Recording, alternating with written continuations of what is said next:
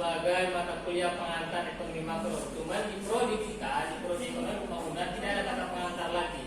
Karena mata kuliah ini intinya di prodi ekonomi pembangunan, tapi ini masuk semua di seluruh prodi-prodi yang berjenis ekonomi. Jadi perpajakan masuk, di akuntansi masuk, di manajemen masuk. Cuman mereka namanya pengantar.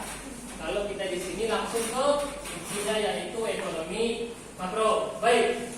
Sebelum mata kuliah ekonomi makro ini kan kita sudah lulus nih, kita sudah selesai di mata kuliah ekonomi mikro. Di ekonomi mikro kemarin kita sudah menyelesaikan 3 titik poin. 3 titik poin itu apa sih pembahasan yang dibahas di ekonomi mikro? Di saat kapan sih dikatakan ekonomi mikro itu sebagai ilmu yang berhasil? Dan di saat kapan dikatakan ekonomi mikro itu sebagai ilmu yang gagal? Kalau gagal, ngapain itu setiap tahun itu diulang-ulang? Kan begitu. Itulah kira-kira logikanya. Kan begitu. Kemarin sudah kita bahas. Saya tidak mau lagi panjang lebar di sini karena kita sudah lulus di sini. Demand dan supply sebagai pembahasan yang selama kita bahas selama 16 pertemuan di semester yang lalu. Saat kapan kita sangat sukses di saat terjadinya equilibrium market, di saat keseimbangan pasar itu terjadi QD sama dengan QS. Di saat kapan gagal? Di saat itu ada demand dan eksis sampai dan ini kita sudah hatam di sini. Kita sekarang berlanjut ke ekonomi makro. Sama halnya seperti ekonomi mikro untuk pembahasan intinya ada 3 titik poin juga. Kalau di mikro apa sih yang dibahas di ekonomi mikro? Kalau di mikro QD dan QS, quantity demand dan quantity supply. Kalau di ekonomi makro yang dibahas itu adalah kebijakan fiskal. Izin bertanya Pak, Ya. fiskal itu apa ya Pak? Namanya cara. Maksud saya, fungsi dan tujuannya. Maaf. Fiskal ini secara umumnya diketahui oleh masyarakat umum itu adalah pemerintah. Ya, kalau kita gandeng dengan apa sih kebijakan fiskal itu, barulah kita bisa membuat definisi, baru kita bisa menguraikan. Kebijakan fiskal ini upaya boleh, mengatur boleh, mengusahakan boleh. Apa yang diupayakan? Ada 2 titik poin di sini. Yang pertama adalah mengatur. Apa yang diatur? Yang diatur itu ada 2. Yang pertama, apa kira-kira itu penerimaan suatu negara. Yang kedua, apa-apa saja pengeluaran suatu negara atau bangsa. Negara kita ini, apalah kira-kira di negara kita sebagai penerimaan? Penerimaan itu ada 2. Yang pertama pajak dan non-pajak. Kalau pajak saya rasa kita semua sudah tahu, pajak itu sesuatu yang dipaksakan boleh, kalau bahasa kita paksakan, atau suatu nilai nominal yang ditentukan oleh pemerintah yang wajib ditunaikan oleh masyarakat. Kan itu dia pajak. Ada non-pajak. Apa itu non-pajak? Kalau contoh pajak tadi seperti kita pajak kendaraan, pajak rumah, itu kan sudah ditentukan pemerintah nominalnya. Kalau yang non-pajak itu yang tidak ditentukan oleh pemerintah, seperti apa? Retribusi parkir, itu bisa jadi. Atau setiap pedagang kaki 5 itu kan ada itu diminta, ada orang itu kesana mana sekolah ini. Kan ada itu kan? Itu nggak tentu kalau banyak penjual dikasih 5.000, kalau sedikit dikasih 2.000 misalkan. Itu termasuk non-pajak itu harus masuk ke kas negara, bukan ke kas para pemot setempat. Itu yang perlu kita benahi sebagai seorang akademisi, ya. Jadi apakah kebijakan fiskal upaya pemerintah untuk mengatur penerimaan dan pengeluaran tadi, pajak dan pajak. Pengeluaran apa? Segala sesuatu yang tercatat di APBN. Apa itu APBN? Anggaran pendapatan belanja negara. Ya, APBN. Disinilah yang akan kita bahas selama 16 pertemuan. Kalau ada nanti pembahasan di luar masalah negara, di luar masalah tentang pemerintah, ingatkan saya, berarti sudah lewat dari jalur ekonomi makro. Sama nanti kalau kemarin, ini bahas pasar, kalau ada sesuatu pembahasan yang tidak ada hubungannya dengan pasar, berarti salah jalur dosennya. Sama dengan ini, kalau ada nanti di tengah jalan, kita keluar dari kebijakan-kebijakan pemerintah, berarti sudah salah jalur, salah tema. Bisa diingatkan atau disuruh oleh mahasiswa. Selama 16 pertemuan kita akan membahas kebijakan fiskal, tentunya turunannya banyak. Nanti secara umumnya kebijakan fiskal yang kita bahas selama 16 pertemuan. Makanya sebetulnya kalau ingin pasca umum saja satu pertemuan ini sudah selesai di mata kuliah. Nggak perlu 16 kali pertemuan. Ya, itulah yang akan kita bahas. Yang kedua, bisa kapan dikatakan equilibrium? Bisa kapan dikatakan suatu negara itu sebagai negara yang sukses? Atau dibahasakan bisa kapan dikatakan negara itu sebagai negara maju? Di saat investasi sama dengan saving. Kalau disimbolkan secara ekonomi I sama dengan S. Kenapa negara kita ini dari dulu masih menjadi negara yang berkembang? Kapan negara kita ini akan menjadi negara maju? Apakah perkembangan negara kita ini tidak cukup untuk membuatnya menjadi negara yang maju? Ya, pertanyaan yang bagus.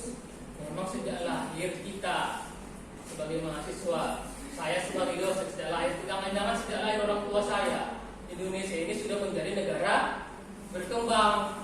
Kenapa sampai sekarang Indonesia masih berkembang aja? Masih berkembang apa Indonesia? Kan begitu. Kapan kita menjadi negara maju? Secara teori ekonominya, syarat negara maju itu harus cuma ini syaratnya.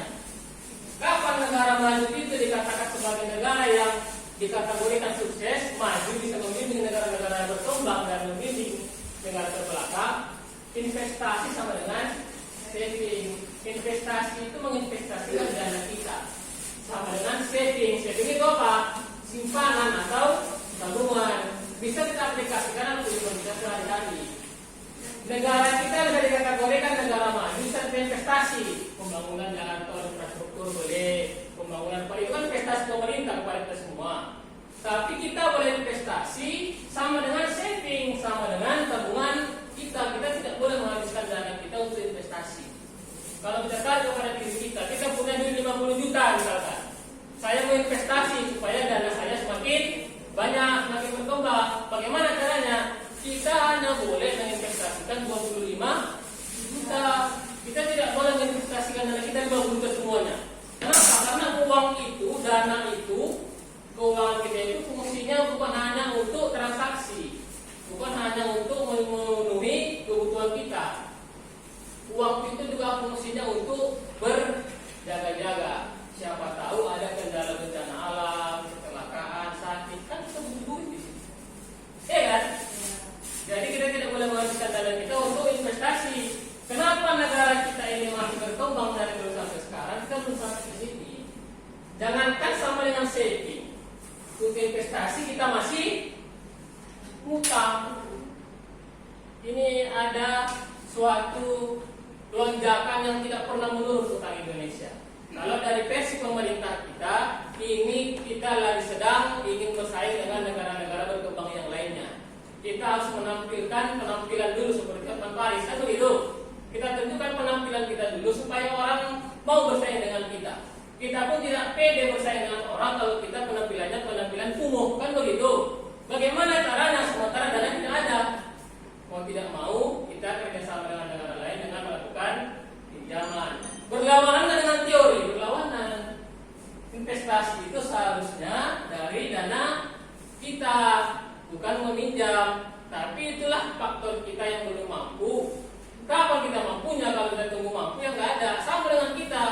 Kapan kita bisa punya rumah kalau nggak nyicil? Kecuali kita ada warisan, kan begitu. Kapan kita punya mobil kalau nggak nyicil? Begitu sekarang masyarakat Indonesia rata-rata. Dan itu merupakan dia datang oleh pemerintah kita. Kalau kita nunggu dana kita, kapan kita mulai bangun jalan tol ini semua? Kapan kita hadapi? Kan begitu. Kita mulai dengan pinjam kerjasama dengan negara lain, walaupun nanti kita cicil, tapi kita sudah bisa bersaing. Dengan persaingan itu, kita ada tuntutan untuk membayar utang, tapi kita bisa menambah keuntungan dari situ. Dan itu pun saya rasa kita alami bagi utamanya bagi orang-orang yang sudah menikah atau orang-orang yang sudah berkeluarga yang ada rencana-rencana masa depannya. Kan begitu? Inilah suatu ulasan untuk utang negara, tapi ini bukan suatu untuk kita hujat, karena tetap pemerintah kita. Yang memilih pemerintah tetap masyarakat Indonesia, kan begitu? Tapi kalau mau untuk menjawab pertanyaan kawan kita tadi, kenapa sampai sekarang kita masih berkembang? Kita belum sampai di titik investasi dengan saving. Kita tidak bisa menilai, coba kita dulu, kita sudah investasi belum? Kan begitu? Kalau kita investasi, kira-kira ada duit kita nggak yang kita keluarkan kepada investasi? Atau kita ngutang?